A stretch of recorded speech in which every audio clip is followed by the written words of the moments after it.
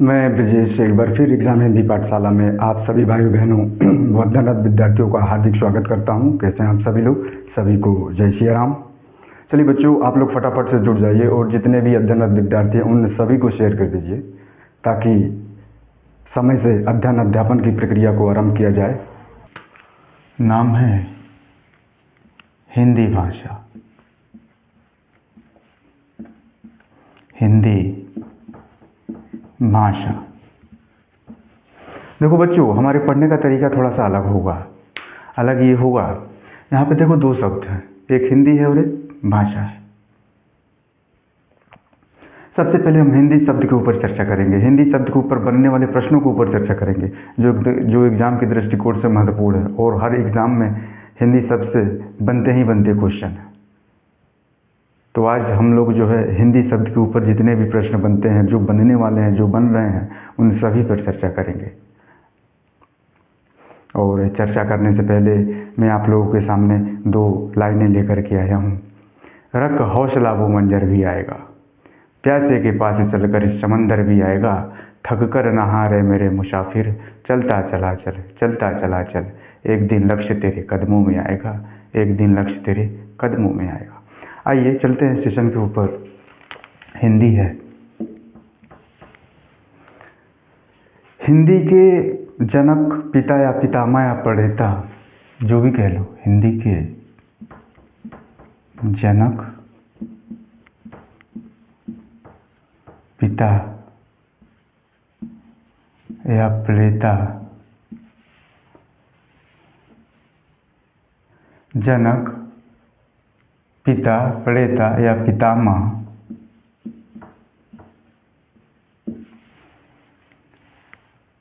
कौन है? भारतेंदु हरिश्चंद्र जी। भारतेंदु हरिश्चंद्र जी।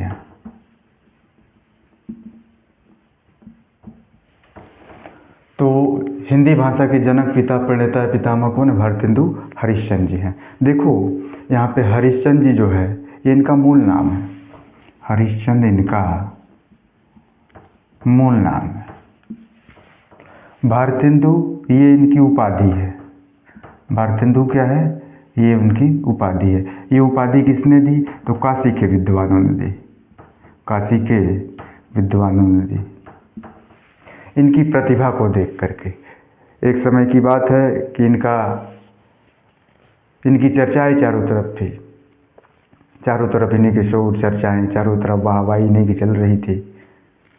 तो इनकी प्रतिभा को देखकर काशी के विद्वानों ने ये भारतेंदु की उपाधि दे दी।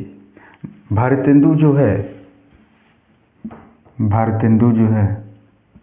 भारत धन इंदु से बना है। भारत धन इंदु से बना है। अब भारत का मतलब क्या होता है? भारत का मतलब हो गया हिंदुस्तान। भारत का मतलब हिंदुस्तान, हिंदुस्तान या भारत, और इंदु का मतलब हो गया चंद्रमा। इंदु का मतलब क्या हो गया? चंद्रमा हो गया। अर्थात इसको कह लिया जाए कि हिंदुस्तान का चंद्रमा या भारत का चंद्रमा। ये उपाधि किसने दी थी? ये काशी के विद्वानों ने दी थी।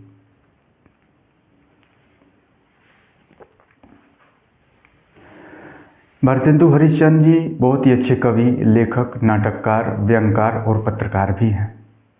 एक समय की बात है जब भारत देश गुलाम था, विदेशी लोग भारत देश के ऊपर शोषण कर रहे थे, अत्याचार कर रहे थे। उस समय साहित्य के माध्यम से, अपनी कविताओं के माध्यम से उस समय लोगों के बीच में समरसता का भाव ले आए, एकता का भाव ले आए, लोगों को एक किया, लोगों को जागरूक किया।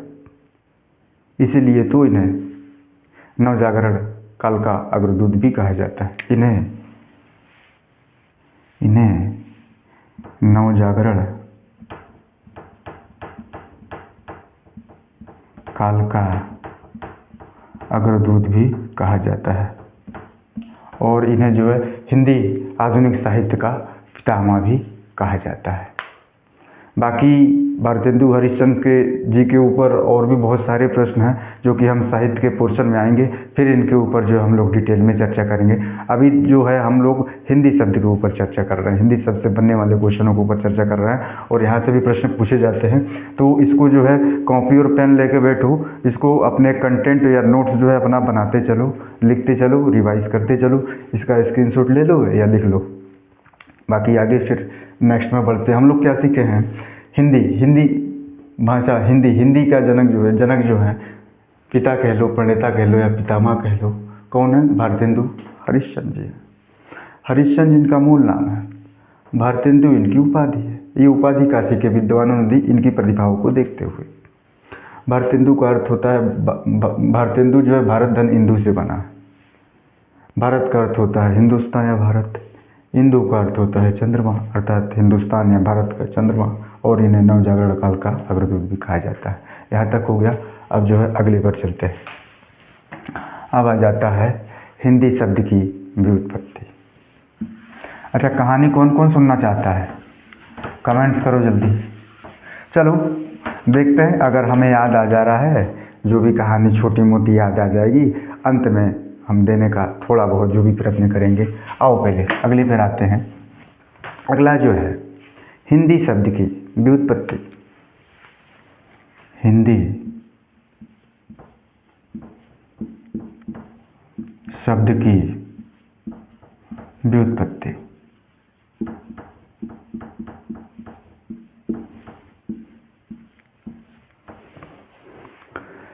देखो, हम लोग यहाँ पे चर्चा ये करेंगे कि हिंदी शब्द जो है आखिरकार कहाँ से आई, इसका जन्म कहाँ से होता है, इसका निर्माण कहाँ से होता है, आखिरकार ये आई कहाँ से।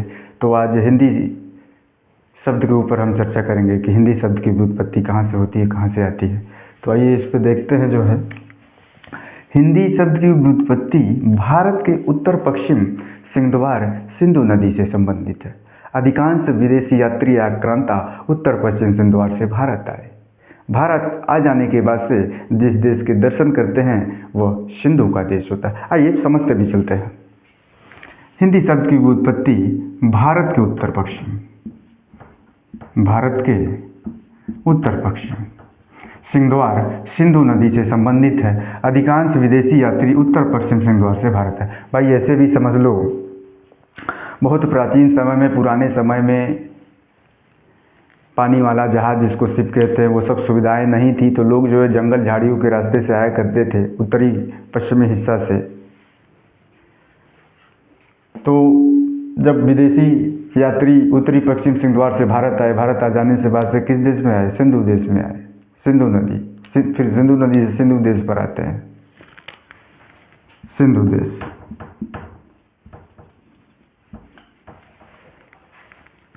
ईरान व फारस का प्राचीन काल से ही भारत के साथ में अच्छे संबंध है। ईरान व फारस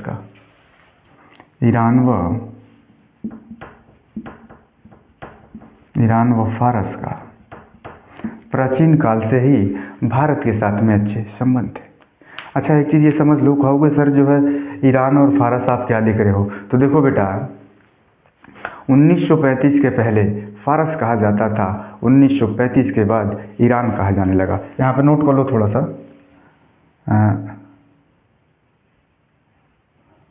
1935 इधर है तो पहले फारस, और 1935 के बाद क्या कहा जाता है? ईरान कहा जाने लगा। लगे हाथ ये भी सीख लो, ईरान की जो राजधानी है वो क्या है? वो तेहरान है। ईरान की राजधानी तेहरान है। और मुद्रा क्या है? मुद्रा जो है इसकी रियाल है। मुद्रा क्या है? रियाल है। तो हम लोग कहाँ थे? हिंदी शब्द की व्युत्पत्ति भारत के उत्तर पश्चिम सिंहद्वार सिंधु नदी से संबंधित है। अधिकांश विदेशी यात्री आक्रांता उत्तर पश्चिम सिंहद्वार से भारत आए। भारत आ जाने के बाद से जिस देश के दर्शन करते हैं वह सिंधु का देश होता है। ईरान व फारस का प्राचीन काल से भारत के साथ में अच्छे संबंध थे। इसी वजह से वह सिंधु को हिंदू कहा करते। क्या कहते? सिंधु को हिंदू कहा करते। ऐसे समझो। अब मान लो कोई बच्ची है, कोई बच्चा है, अब बच्ची का नाम जो है निशा है और बच्चे का नाम है जितेंद्र। गलत मत समझो, गलत मत समझो, देखो भाई बहन भी हो सकते हैं। तो देखो आपसी संबंध भाई बहन का है, वात्सल प्रेम है। तो बहन जो है अपने भाई जितेंद्र को प्यार से क्या कह देती है, जितेंद्र को जीतू कह देती है। उसी प्रकार से जितेंद्र जो है अपनी बहन निशा को वात्सल प्रेम, एक बहन का प्रेम होने के नाते वो निशा को निशु कह देता है। ठीक उसी प्रकार से ईरान व फारस के लोग, ईरान व फारस का भारत के साथ में अच्छा संबंध, अच्छा रिश्ता होने की वजह से वो लोग भी सिंधु को हिंदू कहा करते। क्या कहते? सिंधु को हिंदू कहा करते। हिंदू से हिंद बना और फारस भाषा की ई प्रत्यय लग जाने की वजह से हिंदी बन गया। अब नोट करते रहो। सिंधु से हिंदू, हिंदू से हिंद बना और हिंद से फारस भाषा की प्रत्यय लग गई तो क्या बन गई? हिंदी बन गई। क्या बन गई? हिंदी बन गई। हिंदी मतलब हिंद का, हिंदी मतलब हिंद का, हिंदी मतलब क्या हो गई? हिंद का हो गई। इस प्रकार हिंदी शब्द की व्युत्पत्ति, इस प्रकार हिंदी शब्द की व्युत्पत्ति हिंद देश के निवासियों के अर्थ में हो जाती है।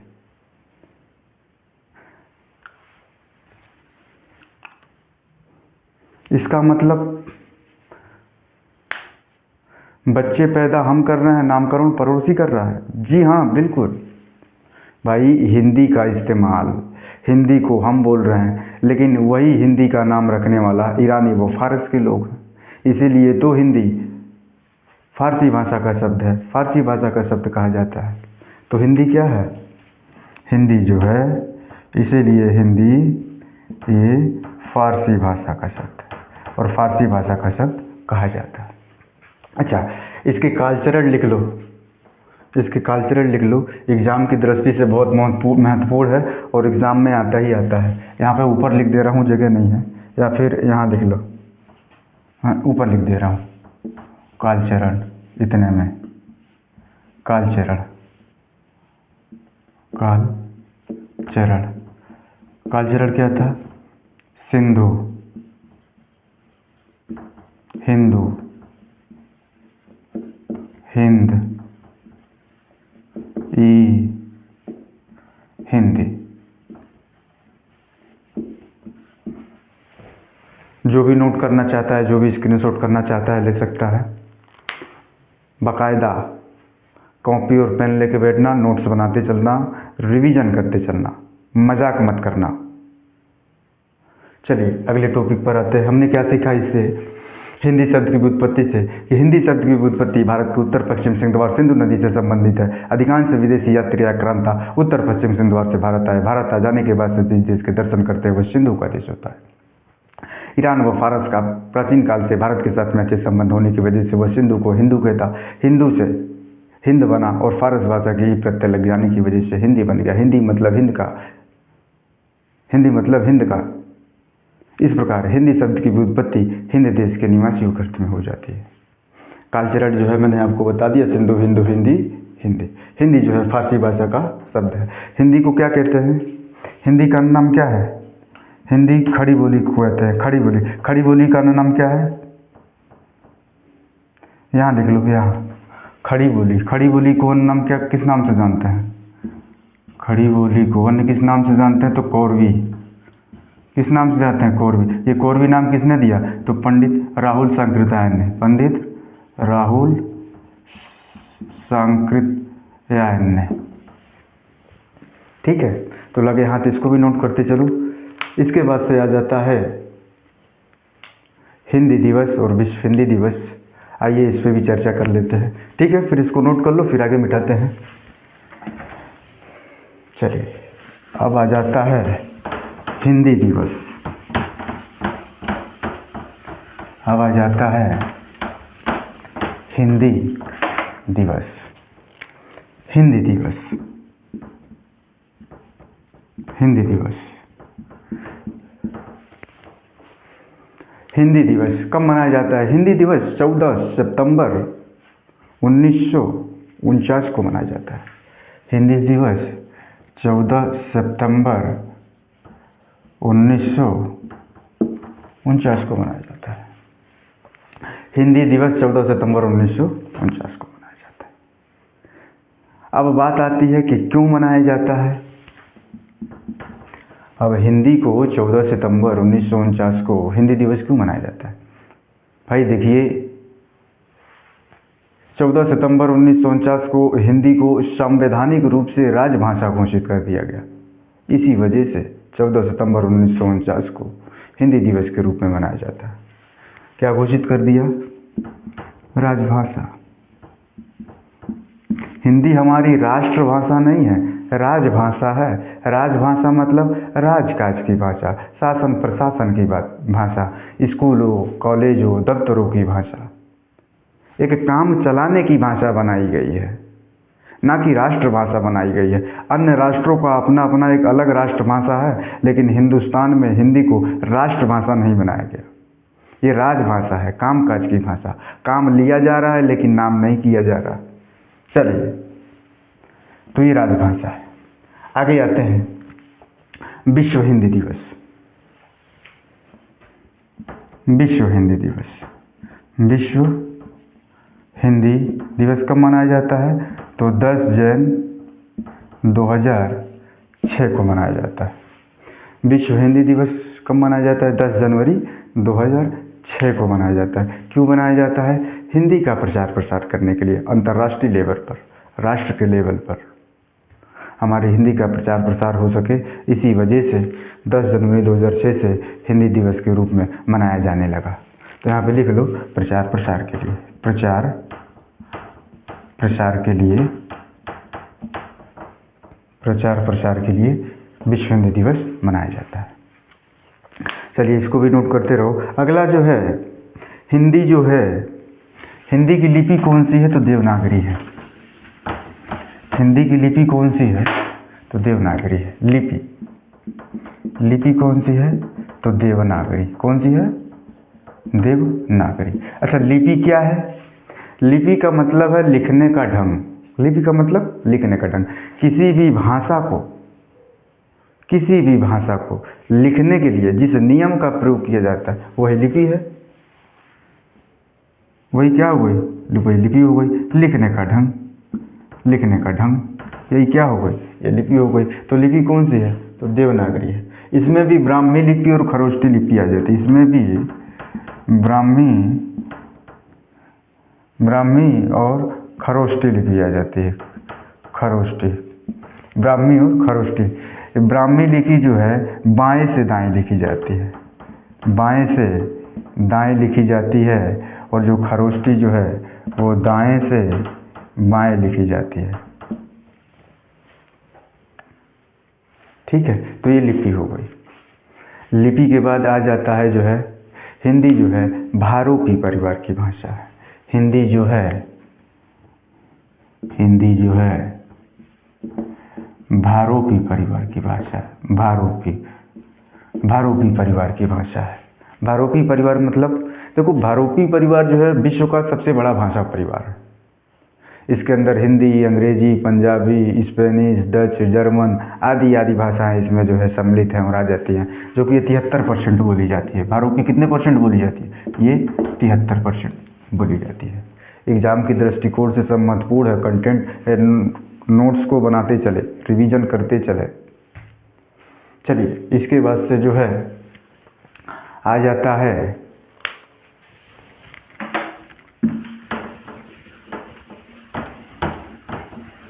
हिंदी की आदि जननी कौन है? संस्कृत है। लगे हाथ, ये भी नोट कर लो। आदि जननी, हिंदी की आदि जननी, हिंदी की आदि जननी, हिंदी की आदि जननी कौन है? तो संस्कृत है। ये भी लिख लो। और इसके बाद से जो है हिंदी से संबंधित में आ जाता है केंद्रीय हिंदी निदेशालय संस्थान का मुख्यालय। केंद्रीय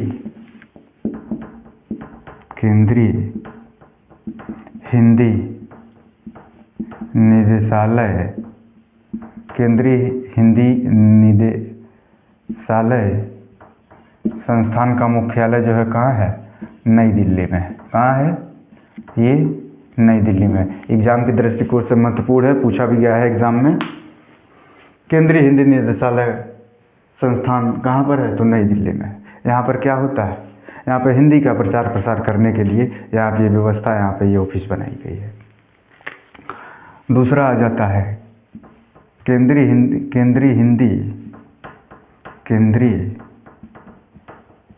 हिंदी संस्थान का मुख्यालय। संस्थान का मुख्यालय ये कहाँ पर है? तो ये आगरा में है। ये कहाँ पर है? ये आगरा में है। यहाँ पर क्या होता है? हिंदी से संबंधित जानकारी दी जाती है, पूछताछ की जाती है, और भी कोई गुप्त जानकारियाँ अगर आप जानना चाहते हो बुक से संबंधित, किसी और भी मैटर से संबंधित, तो वहाँ पे जाकर संपर्क कर सकते हैं और बातें कर सकते हैं, वार्तालाप कर सकते हैं, विचार विमर्श कर सकते हैं। तो बस दोस्तों, आज के लिए है इतना ही। धीरे धीरे पढ़ते रहो। अच्छा, एक चीज़ ध्यान में रखना, ये जो भी पढ़ाया गया है आप लोगों को जाना 5 मिनट या 10 मिनट अच्छे से इसको एक बार पढ़ लेना। रटना नहीं है, इसको एक बार 10 मिनट अच्छे से पढ़ लेना है। फिर जो कल पढ़ाया जाएगा वो भी कल जो है अच्छे से पढ़ लेना है। ऐसे जब जब पढ़ाया जाएगा धीरे धीरे धीरे धीरे, रटना बिल्कुल नहीं है, सबको पढ़ते चलना है, सबको सरसरी निगाहों से पढ़ते चलना है। ऐसे पढ़ते पढ़ते पढ़ते पढ़ते क्या होगा? शब्द दिमाग में आ जाएंगे। शब्द दिमाग में आ जाएंगे तो चीज़ें याद होने लगेगी। याद होने लगेगी तो धीरे धीरे धीरे धीरे धीरे धीरे प्रैक्टिस, अभ्यास करते करते करते करते अंतोतगत्वा नैया पार ही हो जाएगी। तो क्या करना है? अभ्यास करते रहना है। क्या करना है? मेहनत करते रहना है। क्या करना है? प्रैक्टिस करते रहना है। करत करत अभ्यास के जड़मति होत सुजान, रसरी आवत जात है सिल पे परत निशान। कोई भी काम, कोई भी कार्य करने से हो जाता है। ऐसे समझो, पत्थर पर रस्सी के आने जाने से निशान पड़ सकता है, तो कोई भी काम करने से क्यों नहीं हो सकता? ये हम नहीं कह रहे, ये विंद जी की पंक्तियां हैं, वो कह रहे हैं। देखो, कहानी के माध्यम से समझते हैं, समझने का प्रयास करते हैं। एक वरद नाम का एक बालक होता है। तो वो पढ़ने में बहुत कमज़ोर होता था। जब भी स्कूल जाता मार खाता, शिक्षक टीचर मारते उसको, पढ़ता था नहीं। तो बच्चे लोग थे तो उन्हें जब पीटता था तो वो चिढ़ाते। डेली की दिनचर्या यही थी, पढ़ता था नहीं, डेली पीटता, बच्चे चिढ़ाते। एक दिन की बात जो है, टीचर ने खूब मार दिया, बच्चे भी खूब चिढ़ाए। वो संकल्प लेता है, वो कहता है कि आज के बाद जो है मैं स्कूल नहीं आऊँगा। उस स्कूल से भागता है, भागा, कड़कती हुई धूप में जाता है। जाते जाते उसे रास्ते में प्यास लग जाती है। जब प्यास लग जाती है तो दूर एक कुआं दिखाई पड़ता है। अब तड़फड़ाती धूप में प्यास लग जाए, कुआं थोड़ी दूर पर हो तो अब कौन भागा कुएं के पास। अब देखिए, कुएं पे भागा जाता है। कुएं के पास जाने के बाद से जैसे ही कुएं के पास पहुंचता है तो वो शॉक्ड रह जाता है, बड़े आश्चर्य में पड़ जाता है। क्या पड़ जाता है? वो देखता है, उसके दिमाग में वो बात चढ़ जाती है कि पत्थर पर रस्सी के आने और जाने से निशान पड़ सकता है, तो मेरे बार बार पढ़ने से क्या मुझे पढ़ना नहीं आ सकता? फिर यहाँ से जो है भागता है, वो विद्यालय जाता है, टीचर से फिर जो है अनुरोध करता है, फिर धीरे धीरे वहाँ से पढ़ना चालू करता है। और पढ़ते पढ़ते पढ़ते पढ़ते एक समय ऐसा आता है कि यही बालक संस्कृत का विद्वान हो जाता है। तभी तो इब्रिन जी ने पंक्तियाँ लिखी है कि करत करत अभ्यास के जड़मति होत सुजान, रसरी आवत जात है सिल पे परत निशान।